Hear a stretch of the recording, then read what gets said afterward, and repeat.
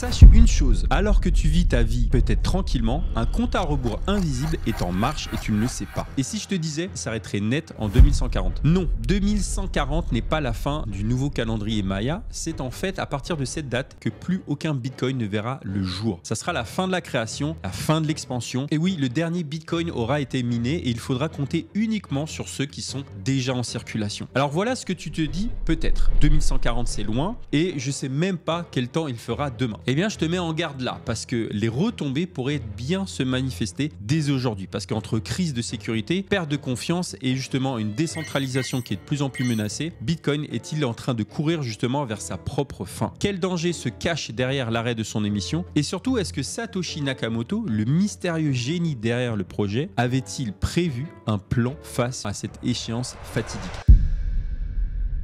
Pour répondre justement à cette question, il faudra revenir brièvement sur les fondements de Bitcoin. Car oui, l'idée derrière Bitcoin, c'est tout simplement de créer une alternative décentralisée aux banques. En gros, un système où personne, ni banque ni gouvernement, n'a le contrôle absolu. Parce que chaque utilisateur a la liberté de posséder, d'envoyer et même de recevoir des fonds sans intermédiaire. Et sur le papier, c'est puissant. Mais comment sécuriser ces échanges sans justement ces fameux intermédiaires? Eh bien, vous avez déjà, à mon avis, la réponse. La fameuse blockchain. Parce que la blockchain, c'est comme un grand livre de compte public, numérique et partagé, et à chaque transaction, les informations sont regroupées dans un bloc, une page de carnet public contenant toutes les transactions récentes. Et ces blocs sont ensuite validés par des milliers d'ordinateurs et ajoutés l'un après l'autre pour former justement une chaîne de blocs, d'où le nom de blockchain. Et une fois inscrit, chaque bloc devient permanent et impossible à modifier, protégeant ainsi tous les échanges de toute fraude ou de toute manipulation. Mais j'ai envie de te dire, il reste une question. Comment justement inciter les utilisateurs, ou plutôt ce qu'on appelle les mineurs, à consacrer de la puissance de calcul pour créer ces fameux blocs? Et j'ai envie de te dire, les tickets resto et le remboursement des titres de transport, ça va pas le faire. Non, il faut les rémunérer en conséquence et assez fortement. D'autant plus que créer justement un bloc, ça coûte cher, voire très cher. Et c'est d'ailleurs volontairement coûteux. Je vais t'expliquer pourquoi. Car si n'importe qui pouvait justement créer un bloc sans effort, eh ben un attaquant pourrait tout simplement inonder la blockchain avec des blocs frauduleux, ce qui perturberait les transactions et multipliant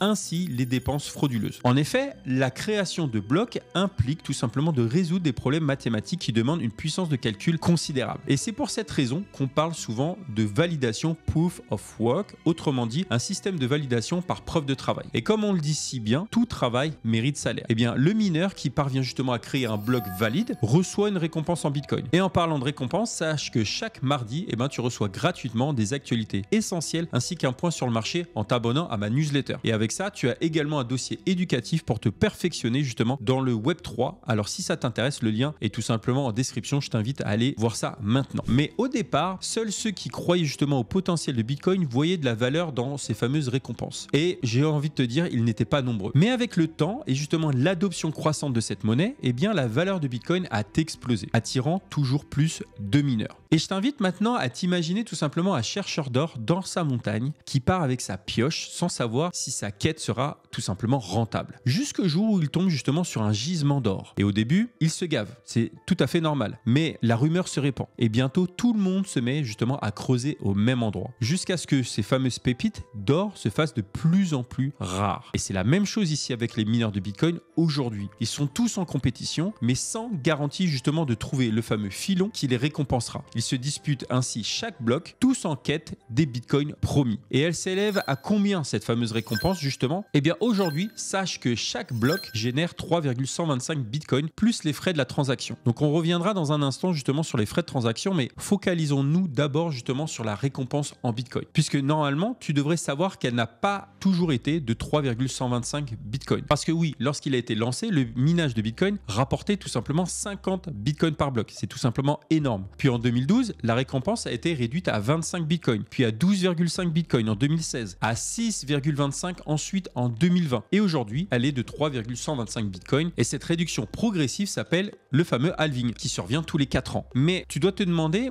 pourquoi cette diminution? Pourquoi créer un effet de rareté? Et oui, pour qu'une monnaie soit fiable, elle doit avoir plusieurs critères et la rareté en fait partie. Alors pourquoi est-ce que l'on payait à l'époque avec de l'or et pas avec des feuilles d'arbre à ton avis? Eh ben parce que si tout le monde s'était justement mis à ramasser des feuilles, tout le monde aurait été super riche. Et tu l'as compris, tout comme l'or, le fait que le Bitcoin devienne de plus en plus rare soutient justement sa valeur sur le long terme. Et au moment où je tourne justement cette vidéo, près de 19,77 millions de Bitcoins ont déjà été minés et sont d'ores et déjà en circulation. Et le halving permet tout simplement de s'assurer qu'il n'y aura jamais plus de 21 millions de Bitcoins en circulation. Autrement dit, en continuant justement à diviser la récompense tous les 4 ans, on finira par arriver à 0 récompense en 2140. Et là, tic-tac, tic-tac.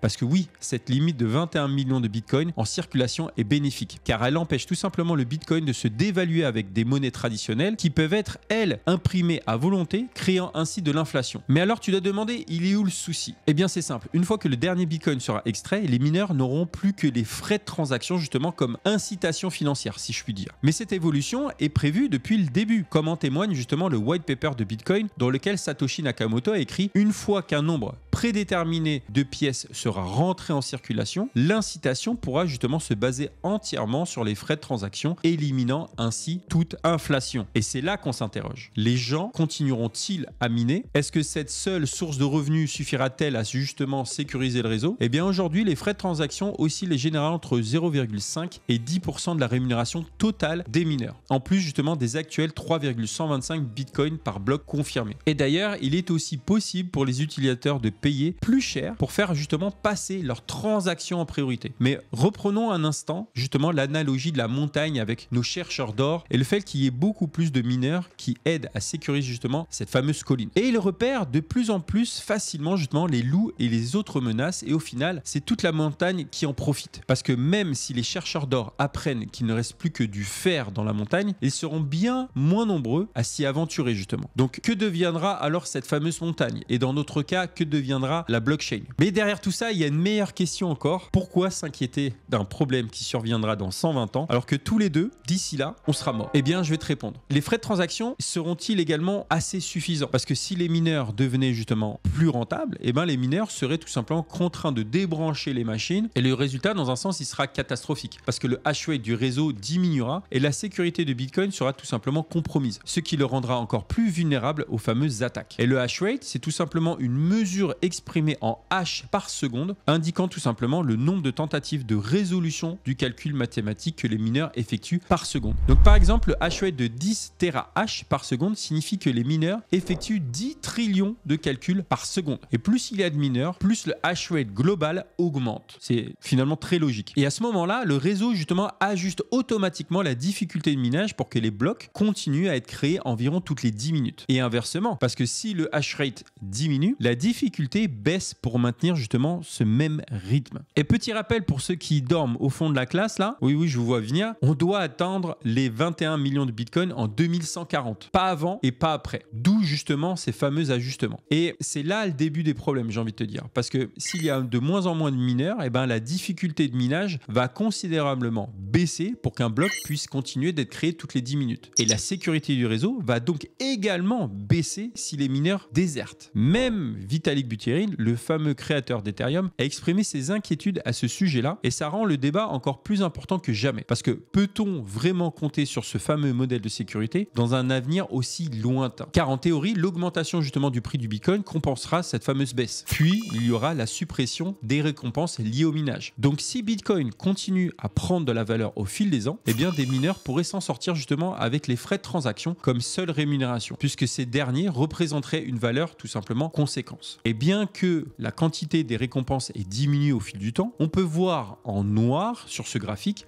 que le nombre total des frais de transaction a compensé justement les réductions de moitié des récompenses. Mais le problème, c'est que cette théorie a ses fameuses limites. Et pour qu'elle tienne la route, il faudrait que le Bitcoin, enfin le prix du Bitcoin, augmente continuellement sur le long terme. Alors attention, ça ne veut pas dire que je ne crois pas en l'augmentation du prix du Bitcoin. Au contraire, il y a justement une offre limitée et fixe avec une limite gravée dans son code. Contrairement contrairement finalement à l'or avec lequel il est souvent comparé et qui peut encore être découvert dans des gisements sur Terre ou même dans l'espace. Sans oublier que Bitcoin est ultra divisible, transportable et facilement échangeable, ce qui lui donne finalement des atouts qui sont tout simplement incomparables. Autant de raisons qui jouent en faveur d'une hausse à long terme. Mais qu'en est-il justement des périodes de stagnation ou de baisse de prix, comme on connaît tous les 4 ans, bear market, bull run?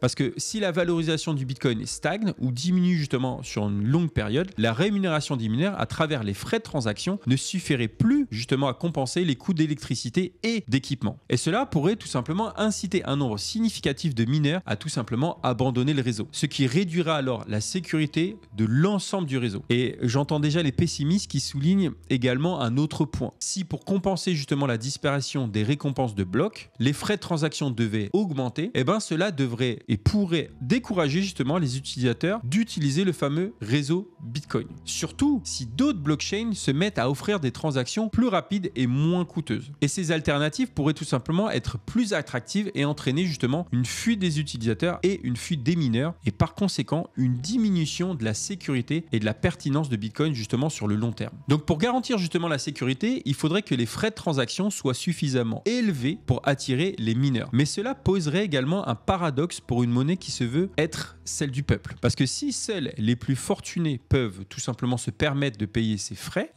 Bitcoin risquerait de perdre justement son essence même, devenant petit à petit la monnaie d'une certaine élite. Et c'est d'autant plus vrai quand des géants comme BlackRock accumulent justement des quantités massives de Bitcoin pour leurs clients. Et c'est un peu comme s'ils enfermaient des lingots d'or dans des coffres forts. Et le résultat, c'est que ces fameux Bitcoins endormis ne participent plus activement au réseau et n'engendrent donc plus aucun frais justement pour l'entretien et la sécurité de celle-ci. C'est ça le risque. Et cela s'ajoute également à la perte définitive de nombreux bitcoins parce que d'après le graphique de Glassnode, près de 1,5 million de bitcoins seraient tout simplement perdus à jamais, dont 1 million qui appartiennent tout simplement à Satoshi Nakamoto. Et ces bitcoins qui, en théorie, ne bougeront plus jamais, ne contribueront plus également aux fameux frais nécessaires pour entretenir le réseau. Et je ne sais pas si tu l'as compris, mais cela crée également un autre paradoxe parce que les gros détenteurs justement de Bitcoin recherchent la sécurité et la fiabilité du réseau justement pour conserver leur richesse. Mais en accumulant et en immobilisant justement ces Bitcoins, ils peuvent indirectement fragiliser la sécurité qu'ils cherchent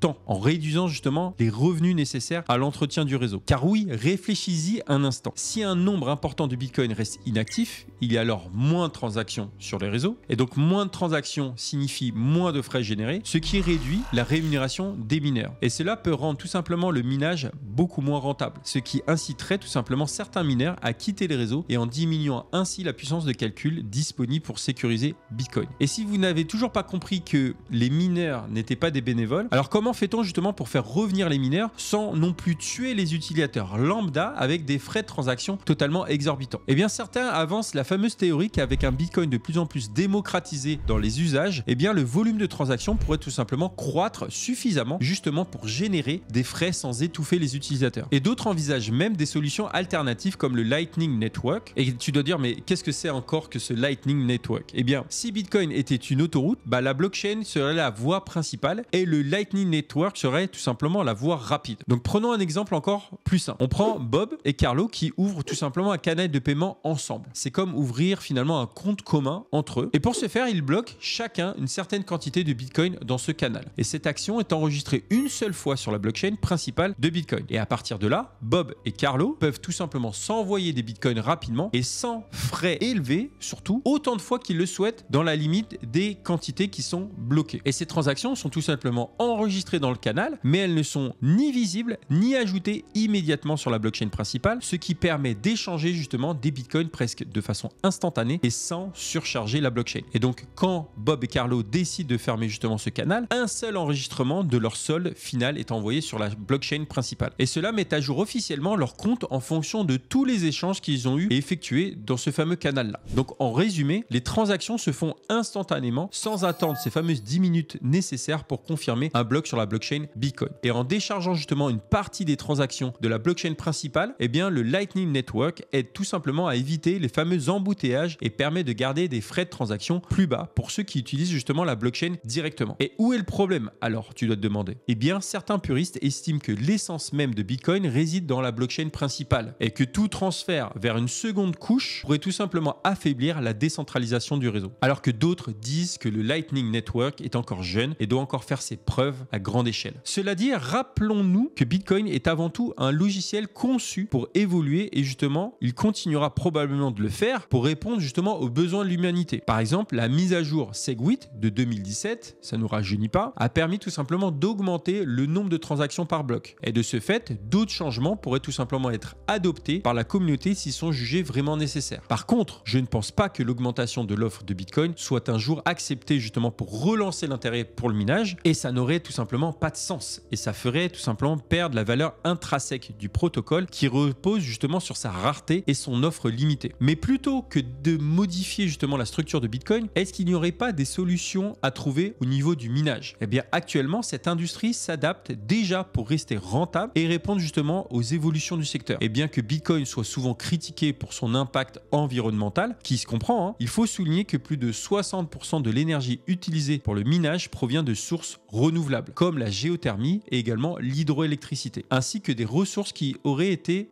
tout simplement gaspillées comme les torchères. Je ne sais pas si tu as entendu parler de ce sujet, mais à titre de comparaison, le secteur justement bancaire, avec ses gratte-ciel illuminés et ses serveurs en activité permanente, utilise 2 fois moins d'énergie renouvelable que le réseau Bitcoin. Et d'ailleurs, le minage, c'est tout simplement la seule industrie capable de se déplacer vers des zones où l'énergie gaspillée pourrait justement être mise à profit, transformant ainsi, il faut le savoir, des ressources inutilisées en puissance de calcul et donc permettant ainsi de rentabiliser des infrastructures qui étaient à l'origine en perte. Et à titre d'exemple, aujourd'hui, 8 pays dont l'Islande, le Japon et les Émirats Arabes Unis utilisent justement le minage de Bitcoin pour accélérer leur transition énergétique. Et avec des développements futurs dans les technologies de minage, par exemple avec des machines puissantes et plus économes, on pourrait tout simplement maintenir un hash rate élevé tout en réduisant justement les coûts pour les mineurs, ce qui permettrait tout simplement de compenser ainsi la baisse de revenus des blocs. Donc en somme, c'est cette fameuse capacité d'adaptation dont je te parle dans cette vidéo, combinée également à des caractéristiques qui sont tout simplement uniques, qui promettent à Bitcoin